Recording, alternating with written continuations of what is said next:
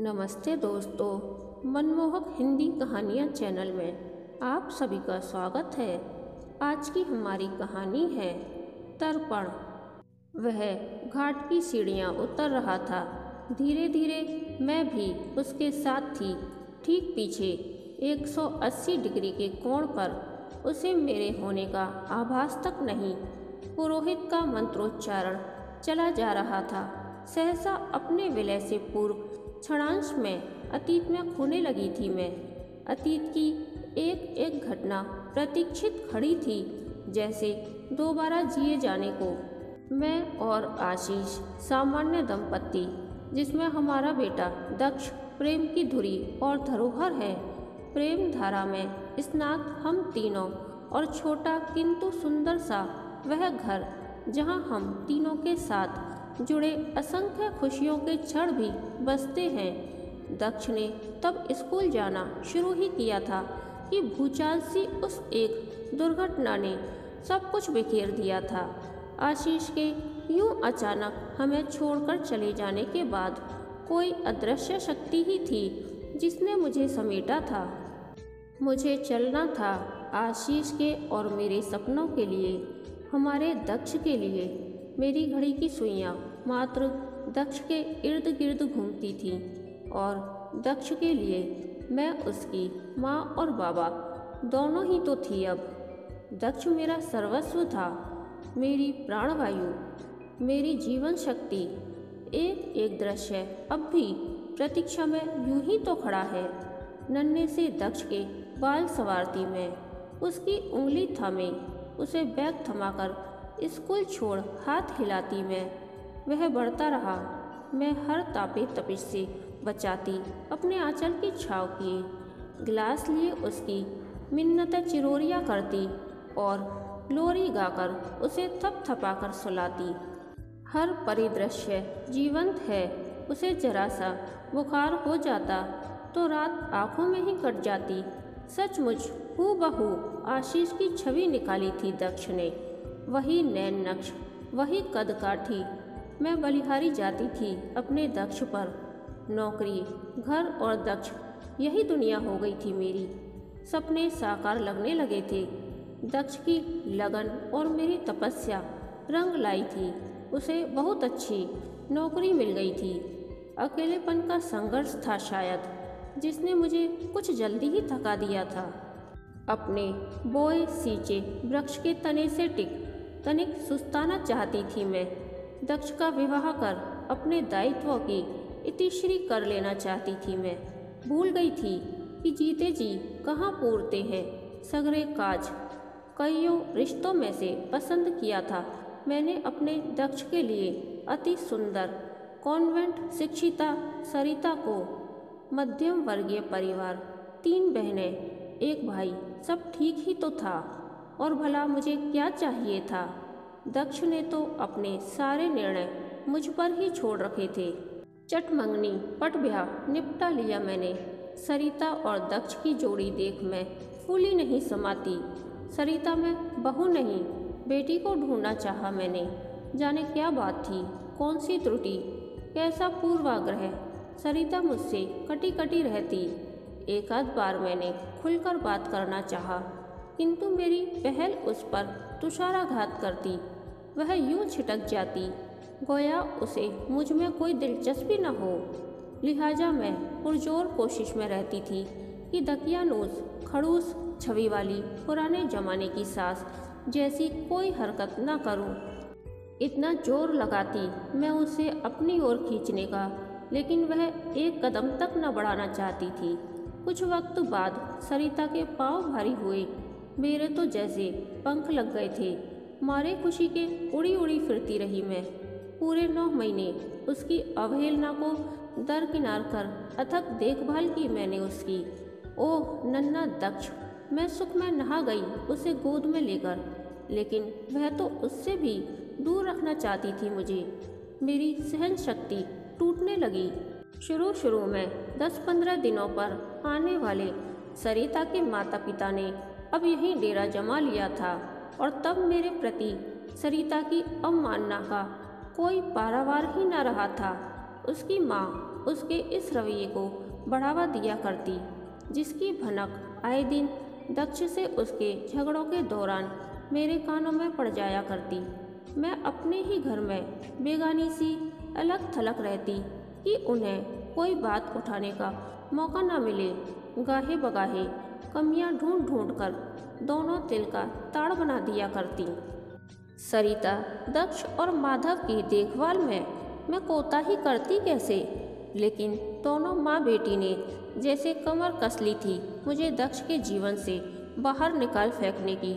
मैंने जिंदगी के इतने उतार चढ़ाव देखे और झेले थे, उनकी मंशा भांपते मुझे देर न लगी थी। पर कैसे और क्या समझाती मैं सरिता को, जिसके मन में मेरे लिए कोई जगह ही नहीं। मैं कुछ कहूँ उससे पहले सरिता की माँ झपटने को आतुर हो उठती। एक रोज वे तानाकशी करने में लगी थी और वह दक्ष ने सुन लिया था। आग बबूला हो उठा था वह। स्पष्ट कह दिया था उसने सरिता से कि उसे उसके माता पिता के लगातार यहीं जमे रहने पर ऐतराज है। फिर तो जैसे कोई मोर्चा सा छिड़ गया था। एक तो सरिता कम न थी, दूसरी उसकी माँ भी। बड़ा अधिकारी था दक्ष, कर्मचारियों की रात दिन आवाजाही रहती। वे दफ्तर से घर तक की एक एक खबर रखते थे। बात का बतंगड़ बनते देर नहीं लगती। मेरे कारण मेरे बच्चों का भविष्य दांव पर लगे, मैं हरगिज सह न पाती। दक्ष को अपनी कसम में बांध नन्हे पोते की छवि दिल में बसाई मैं इलाहाबाद चली आई। माली पेड़ लगाता है, तन मन से उसकी रक्षा करता है, फल की इच्छा नहीं रखता। समझा लिया था मन को। 6 महीनों के विदेशी प्रवास के बाद लौटते ही ढेरों उपहार ला दे।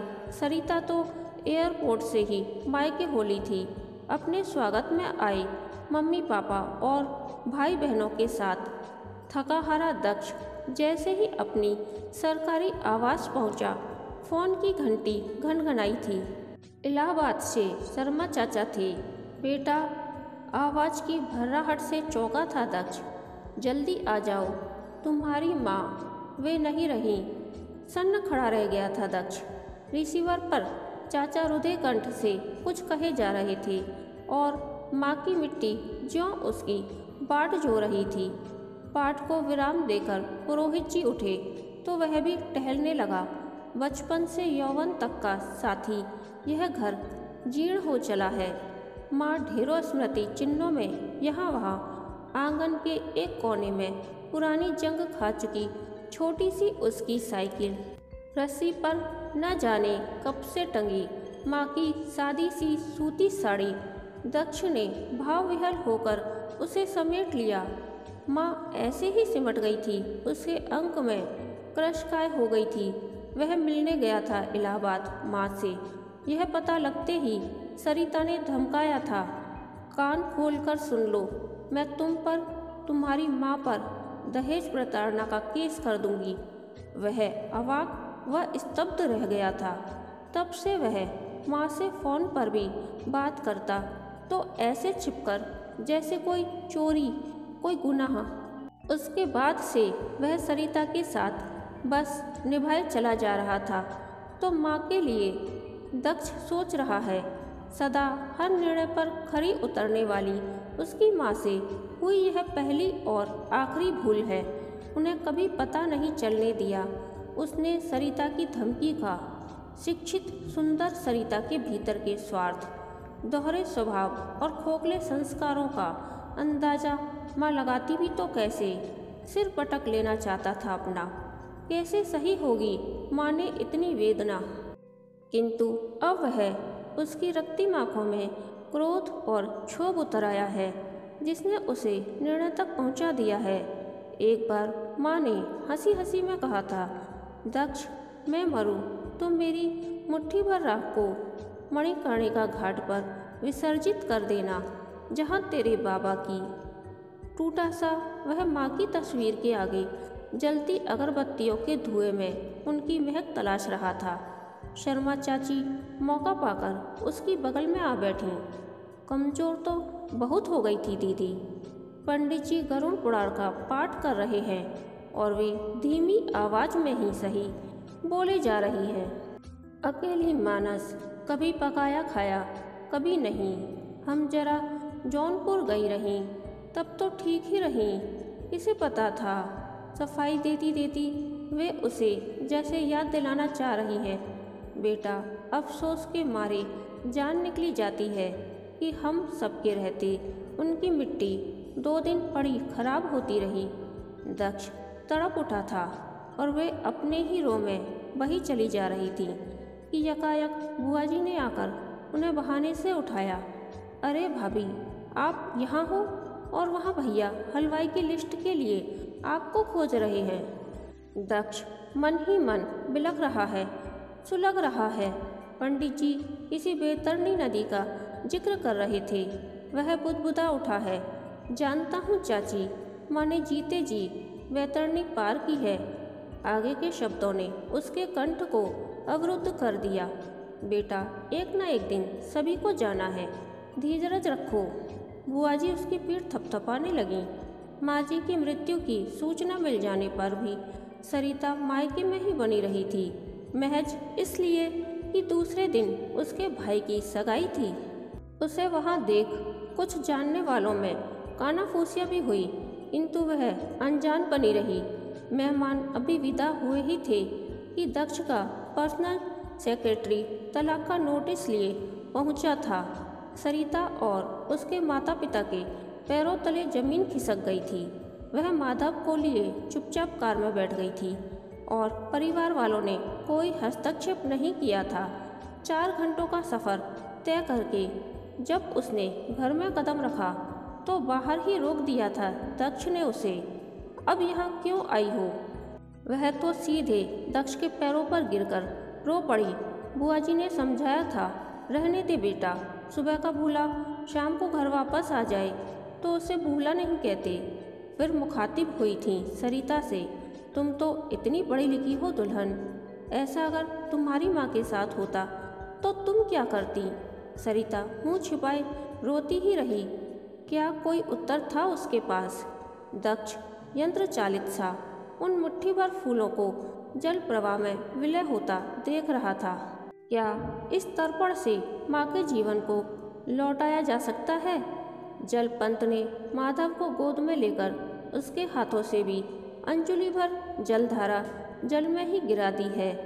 पंच तत्वों में विलीन होते होते मैंने कहा था, मैंने तुम्हें क्षमा किया सरिता, जिसे वह सुन न सकी, किंतु विश्वास था मुझे अपने दक्ष और अपने दिए संस्कारों पर कि वह अवश्य क्षमा कर देगा सरिता को। मैंने माधव के सिर पर प्यार से हाथ फेर दिया था और वह पलटकर मुस्कुराया था। कहानी के अंत तक बने रहने के लिए धन्यवाद। यह कहानी आपको कैसी लगी प्लीज़ कमेंट करके बताइए।